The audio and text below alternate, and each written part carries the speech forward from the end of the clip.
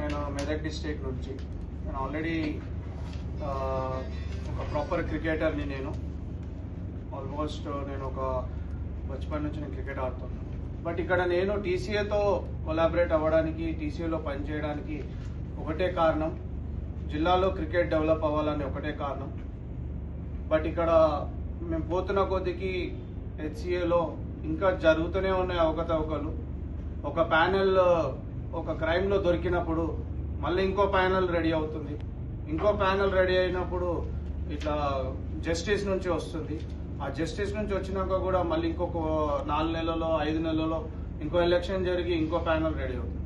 అంటే ఇక్కడ మాకు అర్థమవుతుంది, మా క్రికెటర్స్కి అండ్ మా జూనియర్ క్రికెటర్స్కి, రాబోయే యంగ్ క్రికెటర్స్కి, యంగ్ గన్స్కి ఇక్కడ ఆడాలంటే హైదరాబాద్ క్రికెట్కి తప్ప మేము ఇంకా రంజీ ట్రోఫీ ఆడలేము, స్టేట్ ఆడలేము, ఇండియాకి అసలే ఆడలేము.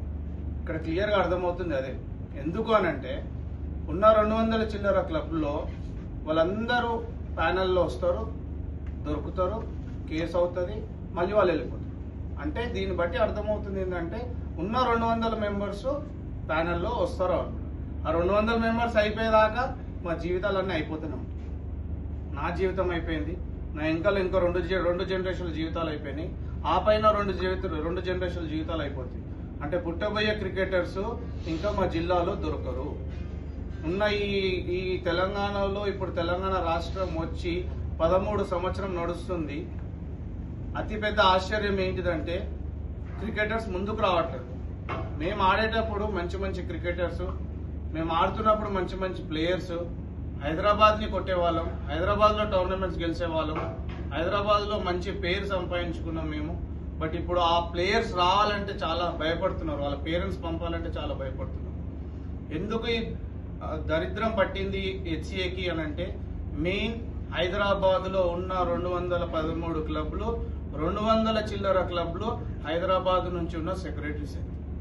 ఉన్న 8 సెక్రటరీస్ ఏంటంటే వాళ్ళకి నెలకి కొన్ని పైసలు, సంవత్సరానికి కొన్ని పైసలు, వాళ్ళకి మూట చెప్తే చాలు వాళ్ళకి.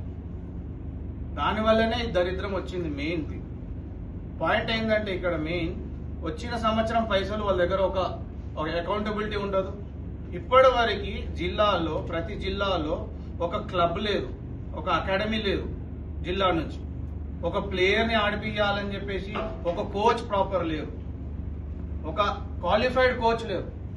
ఇప్పుడు నేను జిల్లా సెక్రటరీ ఉన్నాను అని అంటే నా పక్కన నా ఫ్రెండ్ని కోచ్ పెట్టేస్తున్నారు, ఆ ఫ్రెండ్ని అసిస్టెంట్ కోచ్ పెట్టేస్తున్నారు. ఇంకా జిల్లాలో క్రికెట్ ఎట్లా డెవలప్ అవుతుంది? ఓన్లీ వాళ్ళ స్వార్థం కోసం, వాళ్ళ నెలకి వాళ్ళ ఇల్లు నడవడం కోసం, సంవత్సరానికి వాళ్ళకి పైసలు రావడం కోసం, దాంట్లో వాళ్ళు పైసలు నింపుకొని ఆస్తులు సంపాదించడం కోసమే ఆ జిల్లాలో ఉన్న సెక్రటరీస్ ఉన్నారు. పిల్లలు డెవలప్ అవ్వట్లేదు, పిల్లలు సెలెక్ట్ అవ్వట్లేదు. ఇంకో విషయం ఏంటంటే ఒక 10 సంవత్సరాల కింద హెచ్సిఏ అప్పుడున్న ప్యానెల్ ఏం డిసైడ్ చేసిందనంటే, నేను మొయినదుల్లో ఆడుతున్నప్పుడు, నేను మొయినదుల్లో కెప్టెన్ ఉన్నప్పుడు మేము ఉప్పల్ స్టేడియంలో కొట్లాడినాం. మా టీం మొత్తం, జిల్లా టీం మొత్తం కొట్లాడింది. ఇమీడియట్ గా రూల్ ఏం చేశారనంటే జిల్లాలో అండర్ 23 వాళ్ళే ఆడాలి, దానికంటే పైన వాళ్ళు ఆడొద్దు అని చెప్పి రూల్ చేశాం. ఎందుకు అనంటే వీళ్ళు పెరుగుతున్న కొద్దికి వీళ్ళకున్న అవకతవకాలు అన్ని తెలుస్తున్నాయి, వీళ్ళు మాట్లాడడానికి ఆ మెచ్యూరిటీ వస్తుంది అని చెప్పేసి ఆ రూల్స్ పెట్టినాం. సో ఇక్కడ హైదరాబాద్ లో చూసుకుంటే ఆ 200 క్లబ్ లో ఓపెన్ ఆల్ అంటే ఎవరైనా ఆడుకోవచ్చు, ఏ ఏజ్ అయినా సరే ఆడుకోవచ్చు. ఆ క్లబ్ సెక్రటరీ ఎన్ని పైసలైనా కట్టుకోవచ్చు. నీకు ఎన్ని పైసలు కడితే నీకు అంత పైన ఆర్డర్ వస్తుంది, బ్యాటింగ్ ఆర్డర్ వస్తుంది, బౌలింగ్ ఆర్డర్ వస్తుంది, టీంలో ఛాన్స్ దొరుకుతుంది. సో ఆ జిల్లాలో ఆ రూల్ తీసేశారు, అండర్ 23 వాళ్ళే ఆడాలి, అంతకంటే మించిన వాళ్ళు ఎవరు ఆడొద్దు అని. ఎందుకు అని అంటే ఇవన్నీ క్వశ్చన్స్ అడుగుతారు వీళ్ళు, అడగకుండా మనం చూడాలంటే అండర్ 23 పెట్టాలని. మళ్ళీ వాళ్ళు ఆడుతుంది, జిల్లా వాళ్ళు ఆడుతున్న టీం ఒకటే క్లబ్, ఇక్కడ హైదరాబాద్ వాళ్ళు ఆడుతున్న టీం ఒకటే క్లబ్, ఒకటే కాంపిటీషన్. సో ఇక్కడ నుంచేమో రంజీ ట్రోఫీ ఆడతారు, అక్కడ నుంచేమో అండర్ 23 వాళ్ళే ఆడాలి. ఆ అండర్ 23 వాళ్ళు ఆడే వాళ్ళని కూడా ఎట్లా చేస్తున్నారంటే జిల్లాలో వాళ్ళకి అనుకూలం ఉన్న వాళ్ళు, ఎవరైతే క్రాస్ క్వశ్చన్ చేయని వాళ్ళు, అట్లాంటి వాళ్ళని టీంలో పెడుతున్నారు. సో వాళ్ళకి జిల్లా పేరు, జిల్లాలో ఉన్న ప్లేయర్స్ పర్ఫార్మెన్స్ అవసరమే లేదు వాళ్ళకి. వాళ్ళ సీటు, వాళ్ళ క్లబ్ దానికోసమే ఉన్నారు. అండ్ ఇంకో ఆశ్చర్యం ఏంటిదని అంటే వెరీ ఇంపార్టెంట్, అసలు ఆ జిల్లాలో అకౌంటబిలిటీ, ఒక్క రూపాయి అకౌంటబిలిటీ లేనే లేదు. ఇప్పటికీ 92 ఇయర్స్ అయింది హెచ్సిఏ ఫామ్ అయ్యి, ఇప్పటికీ జిల్లాలో ఒక ప్రాపర్ గ్రౌండ్ లేదు, ఒక ప్రాపర్ అకాడమీ లేదు. మళ్ళీ జిల్లాలో ఆడిపిస్తాం మేము బీసీసీఐకి మేము కొట్లాడుతున్నప్పుడు టీసీఐ నుంచి మా సొంత డబ్బులు, మా సొంత నిధులు మేమందరం ఇంట్రెస్ట్ తో పెట్టుకొని జిల్లాలో డెవలప్ చేయాలి, జిల్లాలో కావాలని చెప్పేసి మా కష్టంతో మేము పెడుతున్న డబ్బులకు మేము ఫైట్ చేస్తుంటే, వీళ్ళు ఇక్కడ నుంచి హెచ్సిఏ వాళ్ళ అఫీషియల్స్ ఏం చెప్తారనంటే మేము తెలంగాణ జిల్లాలో కూడా చేస్తున్నాము అని చెప్తున్నారు. అసలు ఇప్పటిదాకా ఒక గ్రౌండ్ లేదు, ఒక అకాడమీ లేదు, ఒక ఇన్ఫ్రాస్ట్రక్చర్ లేదు, ఒక ప్రాపర్ సర్టిఫైడ్ కోచ్ లేరు. ఎట్లా మీరు మెయిన్ బేసికే లేదు, మీ దగ్గర బేసిక్ ఫౌండేషన్ లేదు, మీరు ఎట్లా చెప్తున్నారు? And one more thing, TG20 అని చెప్పి స్టార్ట్ చేసినారు.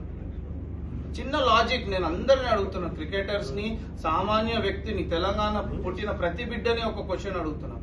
TG20 అని స్టార్ట్ చేసినారు, ఓపెన్ ట్రయల్స్ అని పెట్టినారు. అరే మీరు ఓపెన్ ట్రయల్స్ ప్రతి జిల్లాకి ఎందుకు పెట్టారు?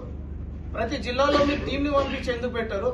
ఆ జిల్లాలో ఉన్న ఇప్పుడు ఖమ్మం ఉన్న పిల్లగాడు వచ్చి మొత్తం హైదరాబాద్ లో జిమ్ఖానా మీకు ప్రదర్శన ఇవ్వాలంటే వాడి దగ్గర డబ్బులు ఉండాలి కదా, వాడు రావడానికి ఈ దాకా ట్రావెల్ అవడానికి వాడి దగ్గర డబ్బులు ఉండాలి కదా, ఆ ఫ్యామిలీ సోమతే ఉండాలి కదా, ఆ ఫ్యామిలీ సపోర్ట్ చేయాలి కదా.